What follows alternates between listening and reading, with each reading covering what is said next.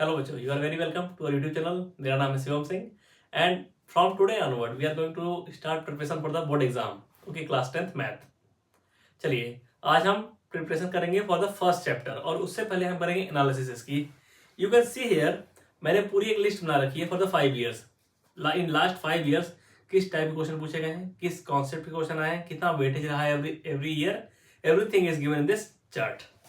तो अगर हम 2024 में देखें तो 6 मार्क्स के क्वेश्चन आए हैं। एक आया है एमसीक्यू, एक वेरी शॉर्ट आंसर एंड एक शॉर्ट आंसर, मिला के 6 मार्क्स हो गए। इन 2023 अगेन एक आया है असम्पशन रीजन, एक आया वेरी शॉर्ट आंसर एंड एक आया है शॉर्ट आंसर, तो ये भी 6 मार्क्स हो गया। एंड इन 2020 एंड 19 मैंने कुछ क्वेश्चन हटा दिए हैं, वहां भी वेटेज 6 मार्क्स का ही था। मैंने कुछ क्वेश्चन हटा दिए बिकॉज वो क्वेश्चन आपके सिलेबस में अब नहीं रह गए हैं। ठीक है, तो जो आपके सिलेबस में है उतना ही हम लोग कवर करने वाले हैं इन दिस सीरीज। चलिए, अब समझ लेते हैं कि किस टाइप के कॉन्सेप्ट आते हैं। Basically for the chapter 1 3 concept है। पहला, आपको एलसीएम एंड एचसीएफ निकालने आना चाहिए by the prime factorization. Okay. Second thing, you should know how to prove irrationality. You can observe here 2024 में भी ये क्वेश्चन आया, prove the irrationality in very short answer। क्या प्रूव करना था? 5 - √3 इरेशनल है, ये प्रूव करना था। इन 2023 3 मार्क्स अगेन 3 मार्क्स का क्वेश्चन आया जिसमें प्रूव करना था √5 इज इरेशनल। तो अब एक बात समझ लीजिए, अगर ऐसा कहीं लिख के आ रहा है ना कि आपको प्रूव करना है 2 - √3 इरेशनल प्रूव करना है ना आपको, तो अगर गिवन है, if it is given that √3 is irrational, तब तो ये आपका 2 मार्क्स क्वेश्चन है आएगा। ठीक, और कहीं प्रूव करना हो गया ऐसा कि आप प्रूव करिए √5 इरेशनल है, तो ये हमेशा आएगा 3 मार्क्स में। और कहीं अगर पूछ दिया गया कि आपको प्रूव करना है 2 - √3 इरेशनल और गिवन नहीं है, ये अगर √3 इरेशनल गिवन नहीं है तो ये आएगा 5 मार्क्स में। इसमें 3 टाइप के क्वेश्चन आते हैं, 2 मार्क्स, 3 मार्क्स, 5 मार्क्स। यहाँ देखिए, जो सीरियल नंबर 28 पे है, सॉरी 26 पे है, वहाँ 5 - √3 प्रूव करना है इरेशनल है, तो ये 2 मार्क्स का है। जो 66 नंबर पे है वहां देखिए √5 को इरेशनल प्रूव करना है, तो 3 मार्क्स का क्वेश्चन है। एंड 2019 में अगेन 3 मार्क्स का क्वेश्चन है, तो यहाँ √2 को इरेशनल प्रूव करना है, जो मैंने कहा आपसे। ठीक है, तो 3 कॉन्सेप्ट है। क्या क्या? पहला, you should know how to find the LCM and HCF by prime factorization. Second, you should know how to prove irrationality. And third, you should know the how to use LCM and HCF in the applications. चलिए, तीनों concept को cover करेंगे in this video. Let us start from the first concept, LCM and HCF by the prime factorization. Okay, तो सबसे पहले हम cover कर लेते हैं 2024 के क्वेश्चन। तो पहला क्वेश्चन क्या था? फर्स्ट क्वेश्चन वाज 2024 में 5th number question. 5th number question is this. What is said in the question? If two positive integers p and q can be expressed as p is 18 a² b4, this is question asked in 2024 में आया है, MCQ है। Okay, and क्या है? p is equal to 18 a² b/4 and q is 20 a³ b²। तो हमको निकालना है इसका LCM. We have to find the LCM of p and q। This is MCQ. Okay, तो देखिए, इसको आप कैसे लिख सकते हैं प्राइम फैक्टराइजेशन में, और यहाँ क्लियरली बोल दिया गया है कि a and b are the prime numbers. Okay, तो 18 का प्राइम फैक्टराइजेशन क्या आएगा? 2 × 3² × a² b/4। और 20 का फैक्टराइज करेंगे तो प्राइम फैक्टर्स तो क्या आएगा? 2² × 5 × a³ b²। तो यहाँ देखिए, हमको निकालना है LCM. LCM is least common multiple. Least common multiple क्या डेफिनेशन होती है, कैसे इसको फाइंड आउट करते हैं हम लोग? एवरी प्राइम फैक्टर जो जो इन्वॉल्व है उनका हाईएस्ट पावर। तो कौन कौन से प्राइम फैक्टर इन्वॉल्व है? यहाँ देखिए, 2 इन्वॉल्व है, 2 का हाईएस्ट पावर 2 यहाँ पे है।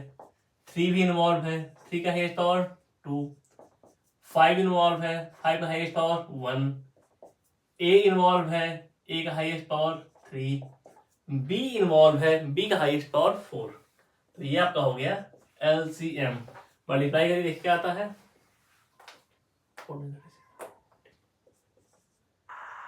180 ए क्यूब बी का power 4। This is the LCM of P and Q। तो हमारा जो क्वेश्चन नंबर 5 है इसका आंसर हो गया डी। ओके, तो एक क्वेश्चन कवर अप हो चुका है, एक कॉन्सेप्ट कवर अप हो चुका है। अब चलते हैं सेकंड कॉन्सेप्ट पे। सेकंड कॉन्सेप्ट क्वेश्चन क्या है, क्या क्वेश्चन था 2024 में ही 25th नंबर क्वेश्चन था। 25th number question was from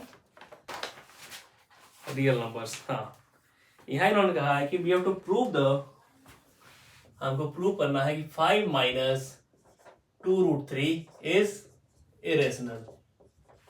okay, given क्या है, अगर गिवन है √3 इरेशनल तो 2 मार्क्स में आएगा। वही अगर √3 इरेशनल नहीं दिया जाता, गिवन ना होता, तो ये क्वेश्चन 5 मार्क्स का है। ठीक है, बट गिवन क्या है, गिवन √3 इज इरेशनल। ओके, चलिए हमको प्रूव करना है इसको irrational. Let us assume 5 minus 2√3 is rational. Okay, if any number is rational, then it can be written in the form of 5 minus 2√3 is equal to P by Q, where Q should not be equal to 0. कोई भी number अगर rational है तो उसको हम P by Q के form में लिख सकते हैं। जस्ट एक कंडीशन है कि Q की वैल्यू 0 नहीं होनी चाहिए। ओके, इसको हल्का से रीअरेंज करते हैं। हम 5 उधर ले गए, इधर हो जाएगा 2 minus P upon Q minus 5। सी है, यहाँ पे 5 माइनस 2√3 इसको P by Q लिख सकते हैं हम इसको। ओके, हम 5 को उस तरफ लेके चले गए, P by Q माइनस 5 हो गया। इसको हल्का सॉल्व करते हैं, देखिए क्या आता है, 2√3 equal to P minus 5Q upon Q। अगर P by Q इरेशनल है, सॉरी P by Q अगर रेशनल है, उसमें अगर 5 का सब्ट्रैक्शन होगा तो क्या हो गया, P minus 5Q upon Q। तो ये जो कंप्लीट सेक्शन है ये भी तो रेशनल होगा, राइट हैंड साइड ये भी रेशनल है ना, ये भी रेशनल है। अगर राइट हैंड साइड रेशनल है तो लेफ्ट हैंड साइड भी रेशनल होगा। इट मीन्स यहाँ देखिए P minus 5Q upon Q ये रेशनल है। ठीक है, सिंस दिस रेशनल, तो अगर राइट साइड रेशनल है तो लेफ्ट साइड भी रेशनल होगा। therefore minus 2√3 will be rational, but you know that minus 2√3 यहाँ क्या हो रहा है, रेशनल, बट गिवन क्या है, √3 irrational. Since √3 is rational, here contradiction arises, okay, and this contradiction arises due to the wrong assumption। ठीक है, ये समझ पा रहे हो गया, आई थिंक यहाँ सिंपल था। इन्होंने कहा कि इसको हमको प्रूव करना है ये इरेशनल है। हमने कहा भाई हम मान लेते हैं इसको रेशनल, हमने रेशनल मान लिया। अगर रेशनल हम एज्यूम कर रहे हैं तो किसी भी रेशनल नंबर को लिख सकते हैं, like P by Q। Okay, इसको भी लिखा हमने P by Q। अब P by Q लिखा तो हम, बहुत सिंपल सी बात है, 5 हमारा इधर है, हम उसको उधर लिख के लेंगे। हल्का से इसको सॉल्व किया तो ये हो गया P minus 5Q upon Q। जब P by Q अगर रेशनल है तो P में से 5Q सब्ट्रैक्ट होगा, अपॉन नीचे Q ही है तो ये भी रेशनल ही होगा। ठीक है, ये भी रेशनल है। अगर ये रेशनल है, राइट हैंड साइड रेशनल है, तो लेफ्ट हैंड साइड भी रेशनल होगा। Since this is rational, therefore ये लेफ्ट साइड भी रेशनल हो गया। But we already know that कि √3 जो है आपका इरेशनल है, तो ये कॉन्ट्रडिक्शन क्यों आइज हुआ, यहाँ हमारा क्या प्रूव हो रहा है कि ये रेशनल है, बट यहाँ गिवन है कि √3 इरेशनल है। This contradiction arises due to the wrong assumption। दिस contradiction arisen due to wrong assumption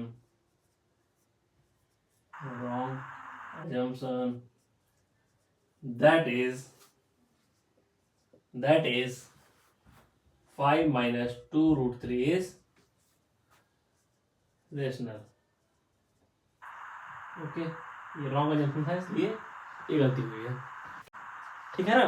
अब आप ये मान के चलिए कि ये वाला क्वेश्चन आना ही आना है आपके बोर्ड एग्जाम में, या 2 मार्क्स का आएगा या 3 मार्क्स का आएगा, ठीक है, कंफर्म है, क्योंकि आपने जस्ट अभी एनालिसिस देखी, हर साल दे रहा की नहीं।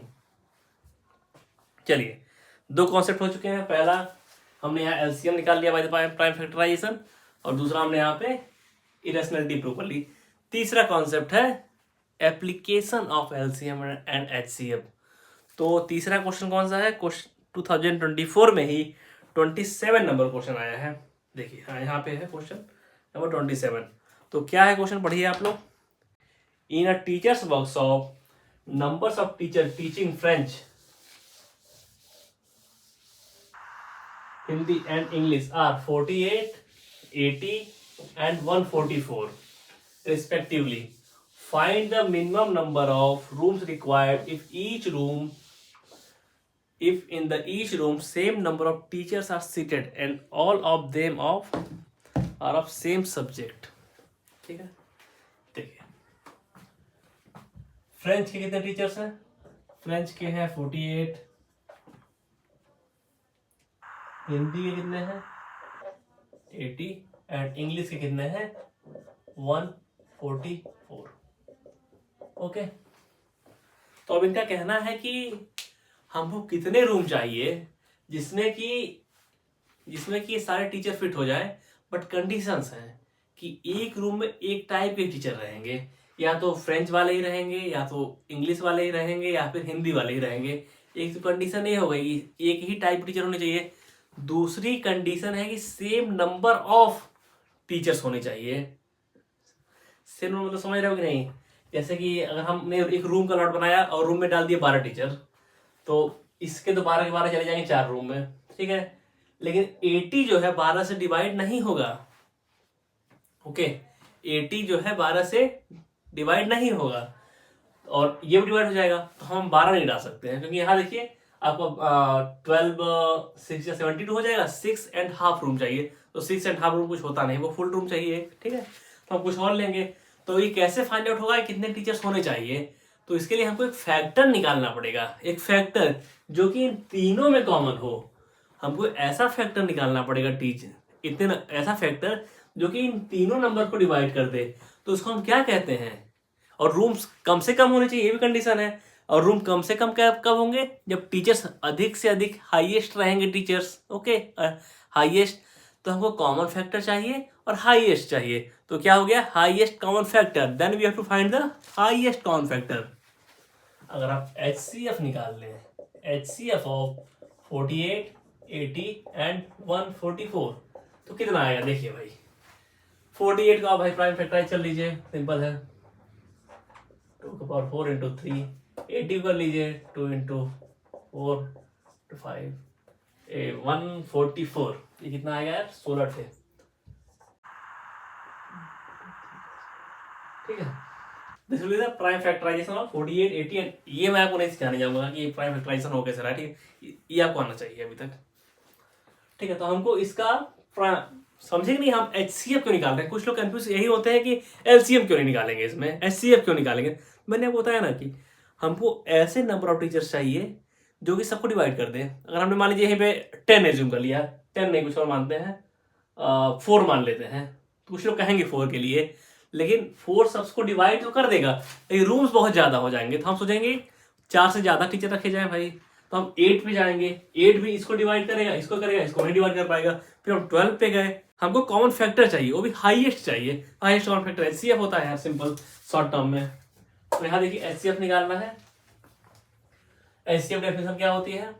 HCF की डेफिनेशन है कि कॉमन फैक्टर का लीस्ट पावर, ठीक है। तो कॉमन फैक्टर क्या है?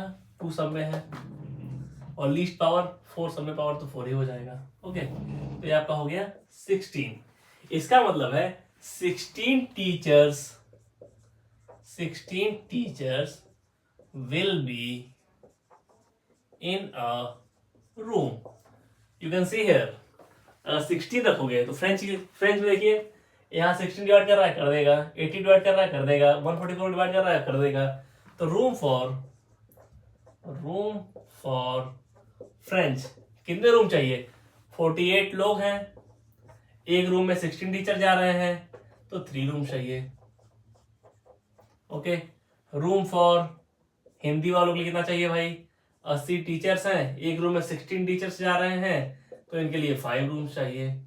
ओके, अगला देखिए इंग्लिश वालों के लिए कितना चाहिए? 144 लोग हैं यहाँ पे, और एक रूम में 16 जा रहे हैं, तो 144 कितने में जाएंगे? यहाँ आएगा 9 रूम्स। टोटल कितने रूम्स हो गए? 3 + 5 + 9, 17 rooms are required. Okay, this is the answer. आप बस एक बात समझ लीजिएगा कि यहाँ जो मैंने आपको समझाया कि यहाँ HCF क्यों ले रहे हैं, LCM क्यों नहीं ले रहे हैं, ये क्लियर हो गया होगा। अगर अभी भी क्लियर नहीं हुआ तो just write down in the comment section, I will be there for you. Okay, चलिए आज का जो डोज है खत्म करते हैं। This is the first dose for the board preparation of class 10th mathematics 2024-25, and I will try to make these doses in routine wise so that you can prepare in very healthy way, and I will analyze every chapter। जैसे मैंने इस chapter को analyse किया ना कि कौन से concept आते हैं, कितना रिपीटिशन होता है, ऐसे मैं सारे चैप्टर्स भी रिपीट करूंगा। ठीक है, चलिए मिलते हैं in the next dose. Okay, thank you for listening me.